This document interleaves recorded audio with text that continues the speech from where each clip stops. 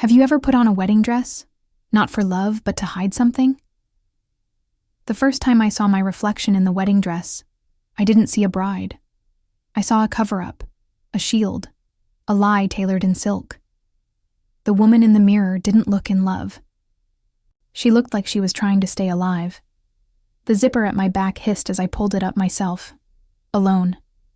No bridesmaids, no soft laughter, no mother's hands adjusting the veil. Just me, and the silence of a hotel suite high above a city that didn't know or care that I was about to give my life to a man I barely knew. Correction, a man I didn't trust. Not because he was a stranger, but because he was too known, too precise, too dangerous in how quietly he could ruin someone, and I'd seen it. Up close. 3 months ago, I stood in a courtroom hallway, my career dangling by a thread. A student's lie. A smear campaign. My name was halfway to being synonymous with scandal. And then, he showed up. Ethan Ward. Power. Cold, corporate, untouchable. He didn't offer sympathy. He offered a solution. Marry me. 3 months. No questions. And your name disappears from every headline I control. I laughed at first. Then I looked into his eyes. That man doesn't bluff, and he never loses. Now, 3 hours before the wedding, I sit barefoot on the marble floor, staring at the veil pooled beside me like a surrender flag. The dress fits too well, like it knew what it was made for, like it was designed for someone who'd given up. I press my palm to my stomach, not from nerves, from something deeper. This dull, bitter ache of knowing I had no real choice. Not if I wanted to keep teaching. Not if I wanted to keep the last thread of my old life intact. Knock slices through the silence. I don't answer. The door opens anyway. A woman in black steps in, Ethan's assistant. All cheekbones and clipped words. Mr. Ward is ready. The car's downstairs. You have 10 minutes. 10 minutes until I marry a man who speaks to me like I'm an employee. Who hasn't touched me once. Not even by accident. And yet, something in me still bristles when I think of him with another woman. I hate that. I hate that I care. As the door clicks shut behind her, I pick up the veil. I don't put it on. I stare at it. What do you call a bride who walks down the aisle knowing she's not loved? A sacrifice? A fool? Or something colder? I don't know. But I do know this. In 3 hours, I'll marry Ethan Ward. And for the first time in my life, I won't be able to tell if I'm the prisoner or the weapon. If you were me, would you have said yes? Would you have taken the deal to bury your past, even if it meant tying yourself to a man who only looked at you like a solution? It started with a lie. One text message from a student, faked screenshots, a twisted narrative, and the world fell apart faster than I could say, "That's not true." I was a young art teacher in an elite girls' school. I wore turtlenecks, graded essays by candlelight, and believed kindness could protect me. It couldn't. Overnight, I went from beloved teacher to possible predator. And the internet doesn't ask for proof. It asks for blood. I was placed on leave. My name leaked to local tabloids. Reporters circled my apartment like vultures. The school board issued a statement, cold and hollow. Pending investigation. That should have been it. My life, ruined by a lie. And then he showed up. Ethan Ward, the man behind the school's private funding. A name I only knew from newspapers and angry parents whispering about the man who buys silence. He walked into the board meeting uninvited, spoke for 3 minutes, and walked out with the scandal buried. No charges, no press, no trace. The next morning, I received an envelope, no sender listed. Inside was a single note. Your reputation has been restored. Consider the cost. E.W. I didn't understand until I was summoned to his office. Top floor, glass walls. Everything smelled like money and quiet rage. He sat behind a desk, expressionless. "You were never my problem," he said. "But I liked the way you stood your ground. That kind of fire is rare." I blinked. "Why did you help me?" "Because I need a wife, and I'd rather deal with someone who doesn't smile too easily." Silence. 3 months. No press, no intimacy, no drama. You leave with your name. I keep mine intact. We both win. I should have run.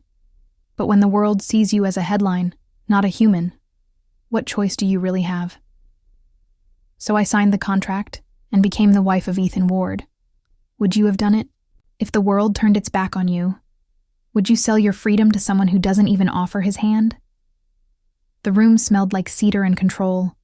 Polished floors, crisp linens, a single glass of untouched champagne sweating on a marble table. Everything looked like it belonged in a magazine. Everything except me. I stood there in my wedding dress, heels in hand, hair slightly undone by the wind. The silence echoed like an accusation. There was no music, no welcome. No husband. Ethan hadn't followed me upstairs. He had left right after the ceremony, with a nod to the driver, a glance at his phone, and not a word to me. Not a touch. Not even a lie like, "You look beautiful." The staff had unlocked the bridal, sweet, handed me a keycard, and vanished. Like I was just another corporate acquisition, another asset safely delivered. I walked to the bed, king-sized, immaculate, unused. And in that moment, it hit me. I wasn't a bride. I was a signature on a contract. I hadn't been chosen. I'd been selected. Tell me, if you stood in a room built for romance but filled with silence, would you still lie down and pretend it was love? Have you ever given up a piece of yourself? Not because you wanted to, but because it was the only way to keep what was left? I didn't say yes to love.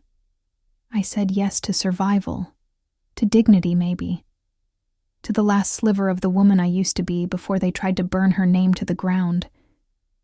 And now I wonder, was it bravery? Or just a different kind of surrender? What would you have done? The house was beautiful. That was the first lie it told. It sat on a cliff above Puget Sound, with glass walls that looked like freedom, until you realized they only offered one-way escape, from the outside in. Inside, everything gleamed.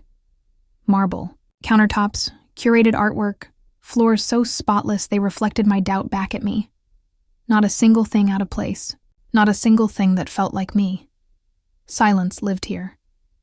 Not the peaceful kind, the rehearsed kind. The kind that crept into your bones and whispered, "Don't touch anything you can't afford to break." I walked barefoot down the hallway, my fingers grazing the edge of a leather banister. Cameras followed me. Tiny, barely noticeable, but very real. I could feel their eyes. This wasn't a home. It was a high-end mausoleum.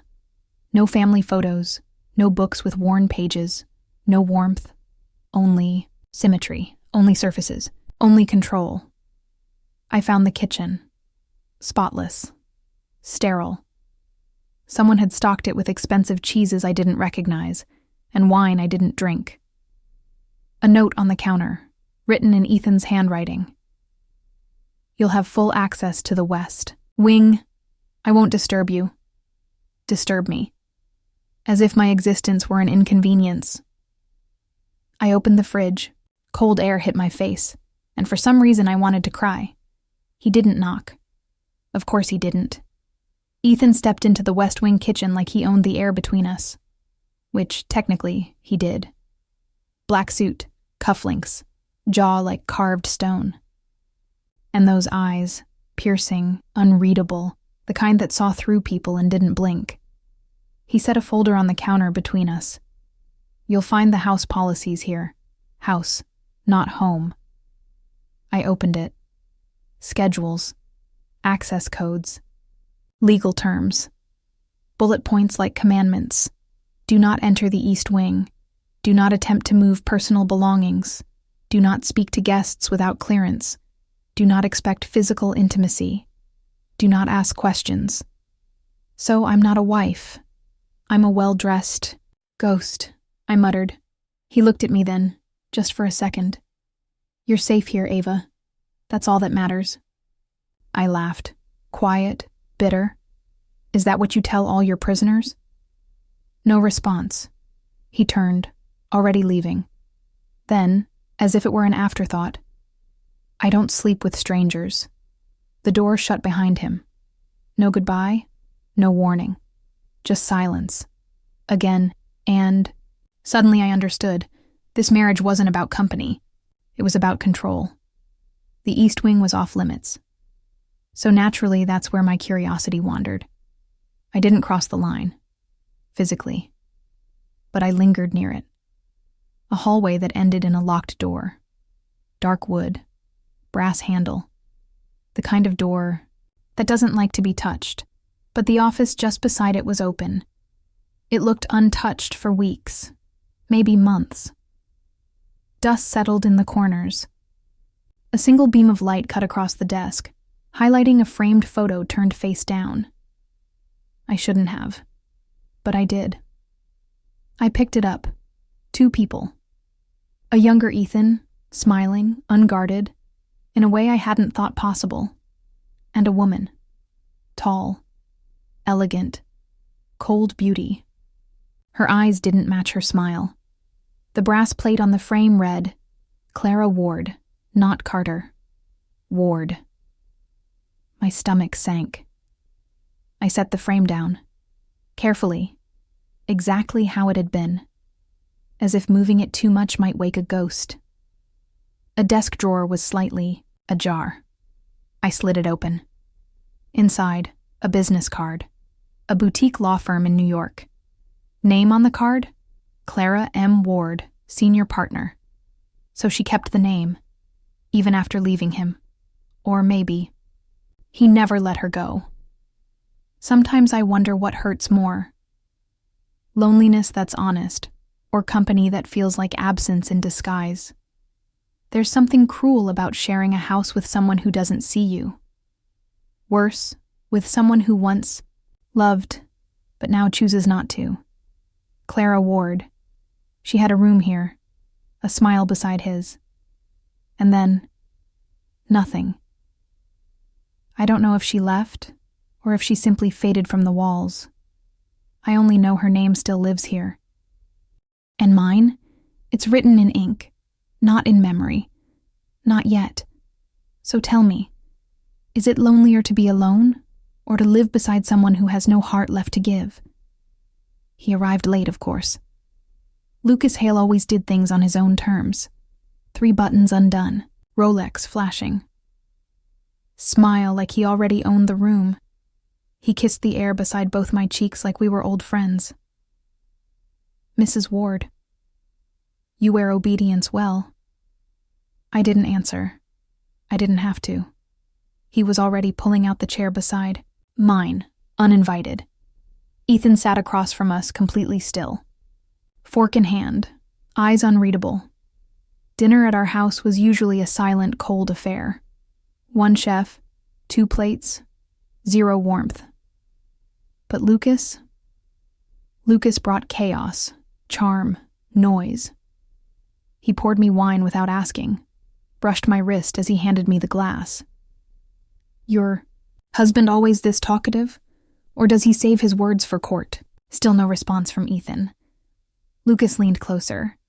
I used to think he hated people. Now I think he just hates losing control. I looked up. Ethan's jaw tightened by a fraction. Only a fraction. Lucas saw it too, and smiled wider.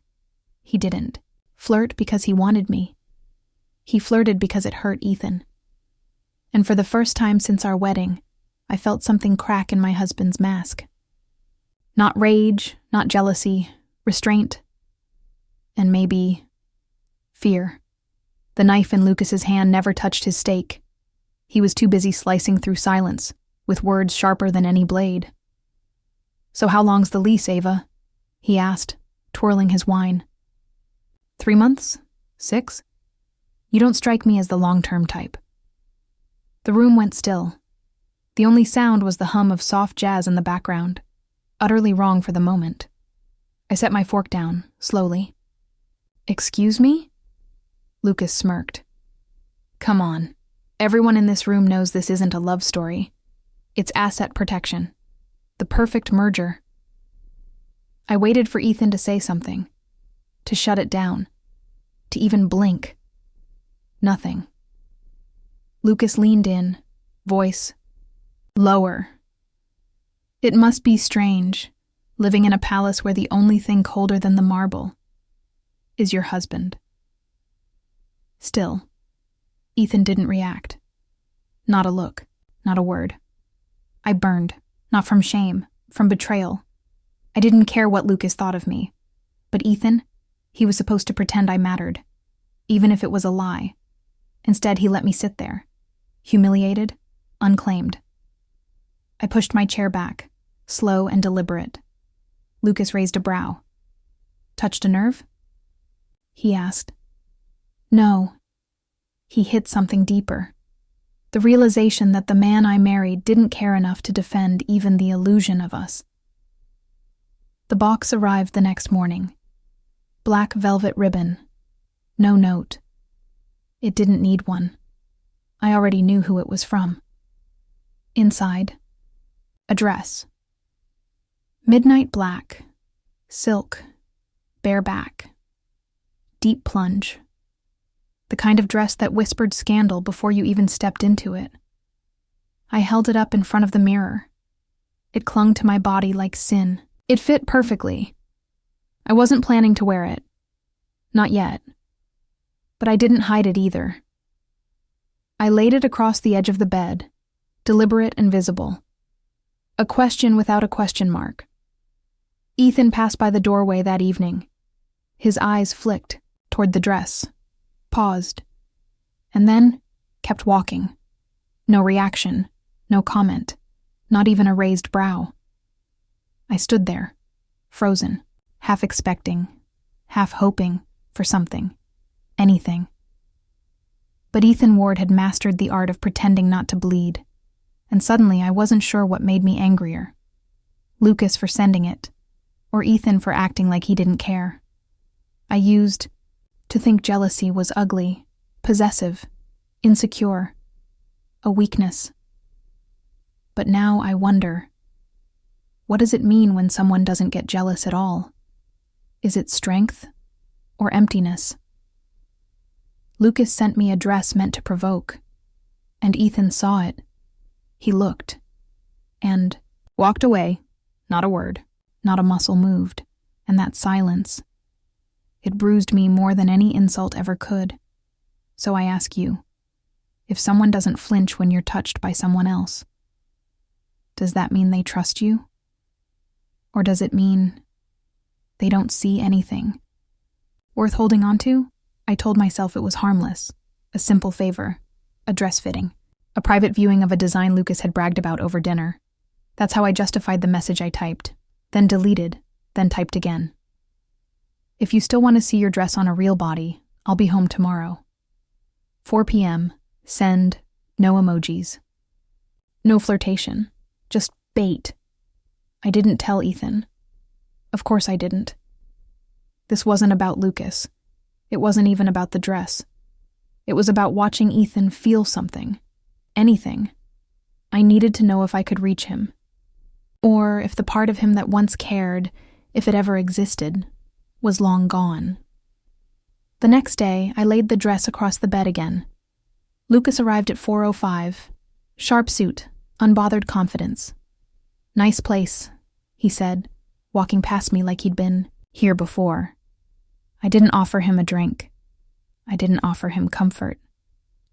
I led him straight to the bedroom. "Help me with the zipper?" My voice didn't shake, but something inside me did. This wasn't a seduction. It was a test, and I had no idea who was about to fail it. The room was quiet, too quiet. Late afternoon light filtered through sheer curtains, casting a gold wash over everything, over the floor, the sheets, my bare shoulders. Lucas stood behind me, hands too, confident for a man who hadn't been invited to touch. "This fabric's criminal," he said, fingers brushing the low cut of the black dress. "Or maybe it's what's underneath that's dangerous." His voice was a whisper, close to my neck. I didn't flinch. "Zipper?" I asked. He took his time. The slow pull of silk against skin. The soft hiss of thread, separating from itself. I stared straight ahead, into the full-length mirror. Watching. Myself not move, and that's when I saw him.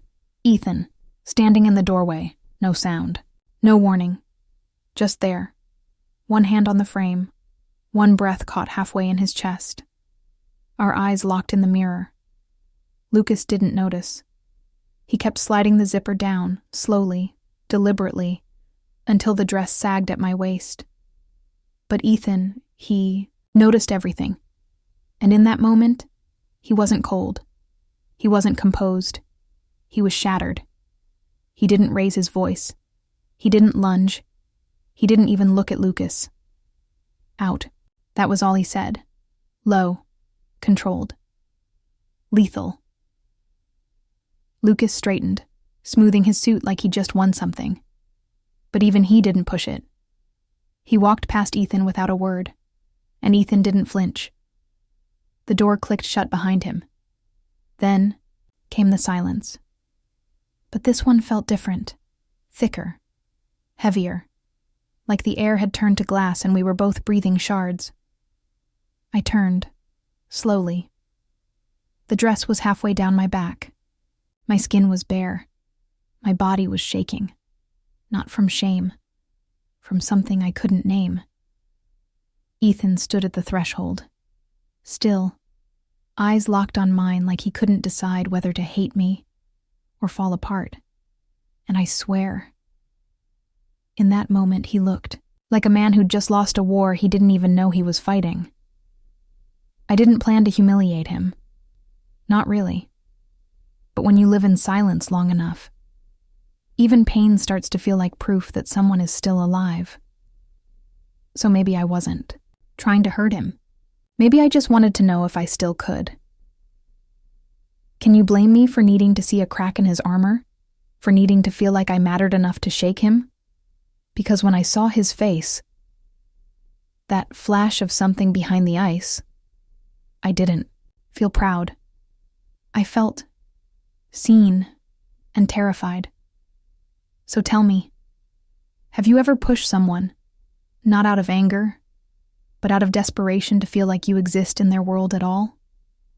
I thought he'd slam the door, shout, demand, rage. But Ethan just stood, there, his hands curled at his sides, chest rising, eyes on fire. Why? The word dropped like a blade, quiet, precise, deadly. I didn't flinch. I turned my back fully to him, let the dress slide to the floor. Then I faced him, bare and unafraid. Because you don't see me. He said nothing, so I kept going. You walk past me like I'm furniture. You speak to me like I'm staff. You married me, Ethan. And then you buried me alive in silence. He swallowed hard, but still didn't speak. Lucas may be a bastard, but at least he looked at me. A muscle jumped in Ethan's jaw. So that's what this was? He asked. A test? No, I said softly. A scream. I watched his expression shift, from fury to something else. Worse. Realization. For a moment he looked human, wrecked, wounded, and I hated how much it shook me.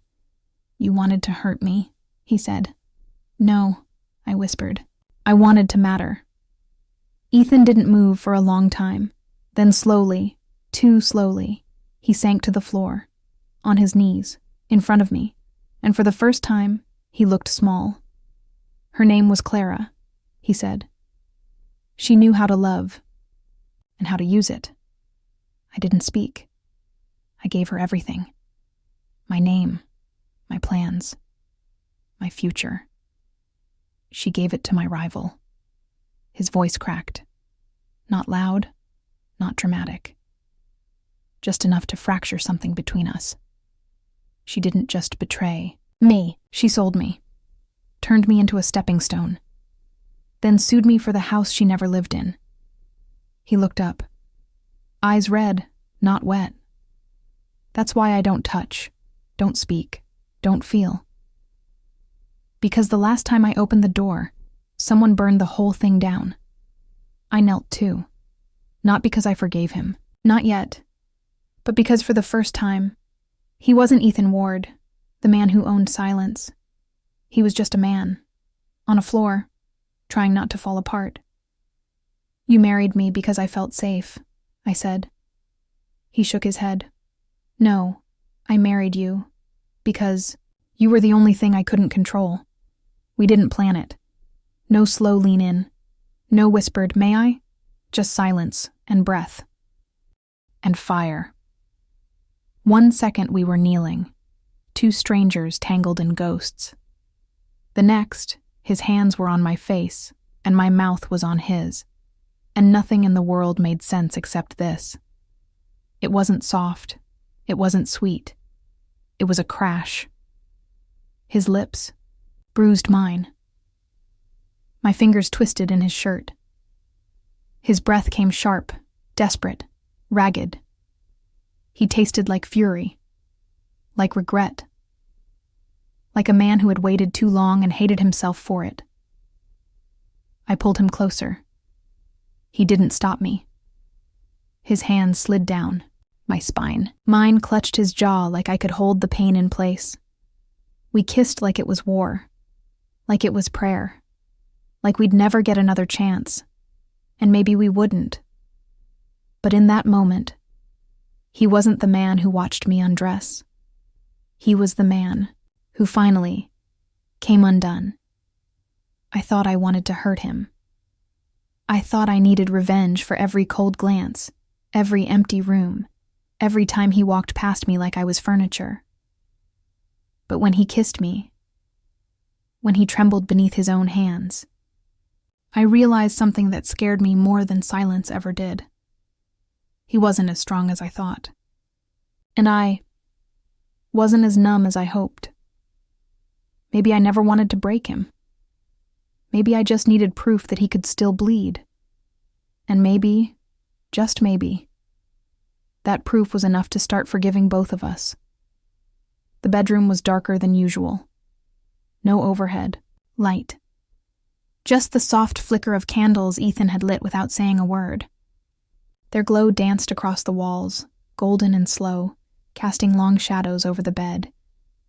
The sheets were already a little wrinkled, as if the room had been waiting, as if it knew what was coming before we did. I stood by the door, watching him.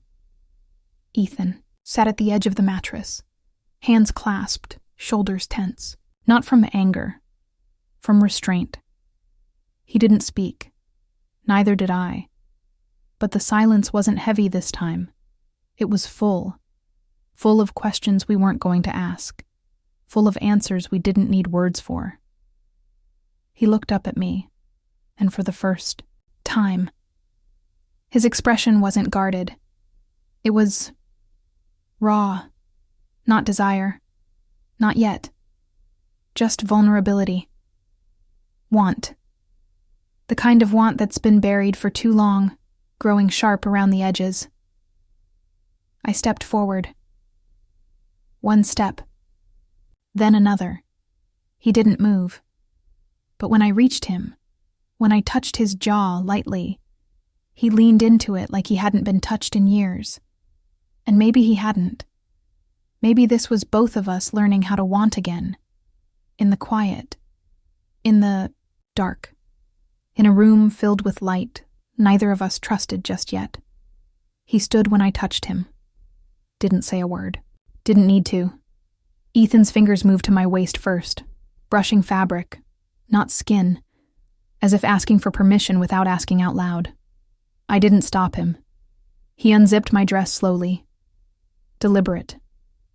His knuckles grazed my spine, and I swear, I forgot how to breathe. The silk slid down my arms, then my thighs, then the floor. His eyes followed it. Not hungry. Focused. Like I was something to be studied, memorized. I reached for his belt, unfastened it with calm fingers. But inside, I was wildfire. His jacket hit the floor, then the shirt, then skin. Warm, firm, alive. When our mouths met again, it wasn't like the kiss before. This time there was no hesitation, just pull, and want, and friction. His lips moved from mine to my jaw, to my neck, to the line of my shoulder. I pushed him backward onto the bed, climbed over him like I'd done it before, like I hadn't been untouched for years, like this was always meant to happen. His hands gripped my hips, hard. We moved without instruction, without control, just heat and instinct. His mouth found the hollow beneath my collarbone. My nails left half moons on his back. We didn't whisper names. We didn't make promises. We just gave in. And somewhere between the gasp and the moan, between the press of chest and the arch of spine, we stopped being two people playing roles. We became one wildfire, burning, finally burning. We didn't speak. The candles had burned low, casting a softer light now, like the room itself had exhaled. Ethan lay beside me, chest rising steady against the hush. His hand found mine. Not forcefully. Not out of habit. Just there. And when I tried to move, just slightly, he gripped tighter. Not possessive. Just afraid I might disappear. No words. Just skin. Warm. Grounded. Real. We stared at the ceiling like it held answers. It didn't. But somehow, the silence between us didn't feel empty anymore. It felt earned. I thought I'd regret it. Giving in. Letting him touch me. Letting myself want. I thought I'd wake up ashamed, buried in silk sheets and silence. But I didn't. Instead, I felt awake. More than I had in months. Years, maybe. Not because of the way he held me, not because he finally looked at me, but because for the first time, I stopped pretending. I wasn't the perfect bride, the quiet wife, the woman holding her breath. I was just me, raw, real, unapologetic. And maybe, just maybe, this was the moment I stopped surviving and started living. It started with a whisper, a passing headline in a minor business blog, an anonymous tip, a carefully timed leak. Ethan Ward's mystery bride allegedly tied to payout clause in prenuptial deal. By noon, it was everywhere. Gold digger. Quiet scandal. Power imbalance. Lucas Hale's fingerprints weren't visible, but I knew his style. Messy elegance. He didn't swing hammers. He pulled threads, quietly, until everything unraveled. Ethan was on a call when it hit. I watched from the doorway as his posture changed, shoulders stiffening, jaw locking into that telltale grind. He didn't say my name. He didn't ask, just stared out the window like it had betrayed him too. That night, the house went silent again. Not the thick, painful silence from before. This one was worse. It was the silence of doubt, of suspicion creeping back in through cracks we hadn't sealed. He didn't touch me, didn't look at me, and I didn't know if I should be angry or heartbroken, because I had finally let him in. And now, someone else's lie was doing what my own body couldn't, pulling him away. Again, he waited until the house was empty. No staff, no noise. Just him and me. I found him in the study, standing by the fireplace with a glass of something he hadn't touched. He didn't turn around. Was it all fake? 3 words. Soft. Steady. Devastating. I didn't answer right away. I wanted to ask, how dare you? I wanted to scream after everything we've shared, but I didn't. Instead, I stepped forward. Slowly. Deliberately. And took off my ring. The sound it made as I placed it on the table was louder than his voice. He looked at it. Not me. You could have asked me, I said quietly. Instead, you asked the lie. Still, no eye contact, just the weight of everything we didn't say. I turned. I made it halfway to the door before I heard him whisper. I didn't know how to ask without sounding like her. I stopped, but I didn't turn around. Then maybe you're not ready for someone who isn't her. And I walked out. No suitcase, no plan. Just a heart full of proof, and nowhere left to leave it. The building was old, peeling paint, cracked, tile, faded murals done by small hands. But the laughter was real. The first day back at the children's center, a girl with tangled curls hugged my legs before I could introduce myself.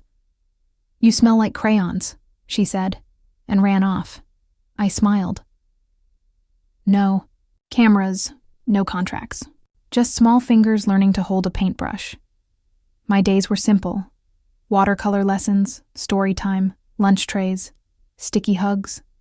My nights were quieter. No silk sheets, no imported wine. Just a twin mattress, a worn-out journal, and silence that no longer asked for answers. I donated the dresses, threw away the shoes, but I kept the ring box, empty, untouched. Not because I was holding on, but because some things shouldn't be buried. They should be remembered. Softly, honestly, from a distance. And yet, every time a man walked past the center gate, I still looked up before I could stop myself. Have you ever been doubted by the one person you needed to believe in you? Not a stranger, not the world. Him, the one who looked at you like you were everything, until he looked at you like you were a threat. That shift, that pause before they speak, that shadow in their eyes. It doesn't scream. It whispers. And somehow, it cuts deeper. Because love doesn't always die from betrayal. Sometimes it dies from hesitation. So tell me, have you ever watched someone love you with one hand, while holding suspicion in the other? The storm hit just before sunset. The kids were restless, lightning flashing like applause outside their windows. I stayed late, helping clean up the art room. That's when I saw him. Through the blur of rain, past the gate, standing there like he didn't feel the cold, like he didn't deserve to. Ethan Ward. No umbrella, no coat, soaked to the bone, and holding nothing, except the ring box I'd left behind. I stepped outside before I could stop myself. He didn't speak. Not right away. Then, quietly, as the rain softened around us, I'm sorry. I didn't move. He knelt, in the mud, in a suit worth more than the building behind me. I believed a lie because it was easier than facing the truth. And the truth is, I was afraid. His voice broke there. Afraid of loving you. Afraid of not knowing how. I didn't say anything. Not yet. Because when a man finally learns how to break for someone, you don't stop him. You let him fall.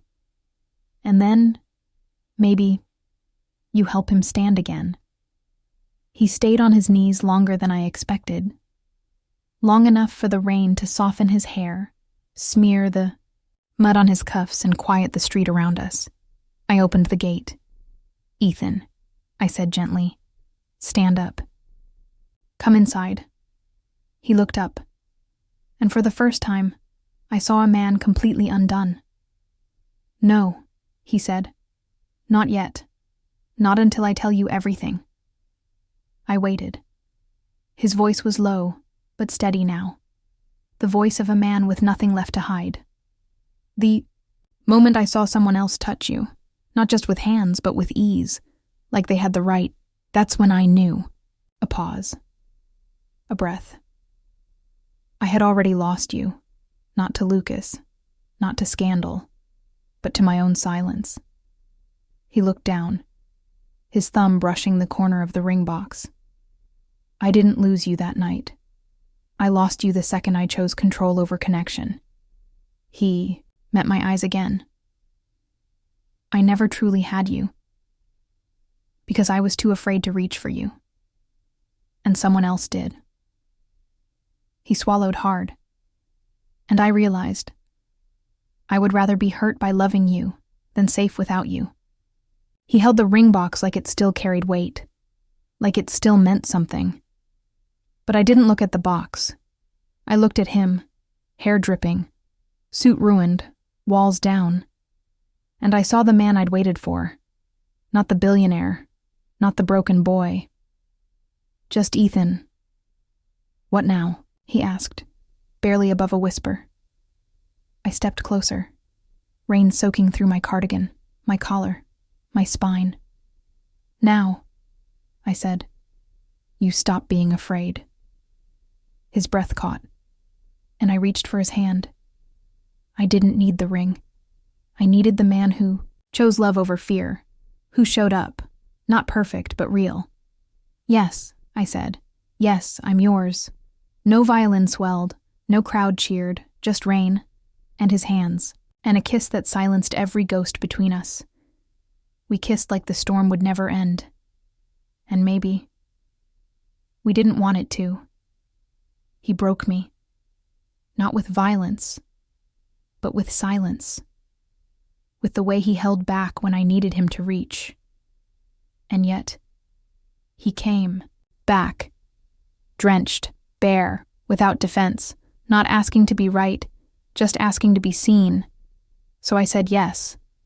Not because he was perfect, but because he stopped pretending to be. "Do you believe people can change? Not overnight, but moment by moment, choice by choice?" "I do. But still, sometimes, late at night, I wonder, would you have forgiven him? A man like that. Cold, proud, but willing to kneel. Would you? I never thought I'd be the kind of woman who forgives a man for breaking her heart. And maybe that's not what I did. Maybe I just finally understood that people love the way they were taught to survive. Ethan didn't wake up one morning and decide to be cold. He became quiet because love, for him, had once come with noise, then vanished. He learned silence not out of strength, but out of necessity.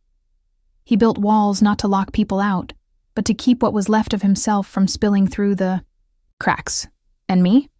I mistook his stillness for indifference. I mistook his control for cruelty. And worst of all, I mistook his fear for failure. But here's the truth. No one tells you. Healing doesn't always look like a second chance. Sometimes healing is just standing together in the ruins of what almost broke you. And saying, let's try again. We want love to be obvious, cinematic, loud, but the real kind. The kind that endures. It often arrives quietly. It's in how they wait for your answer without pushing. It's in how they say your name like they're still learning its weight. It's in how they show up, sopping wet, empty-handed, without defense, not to be forgiven, but to be real.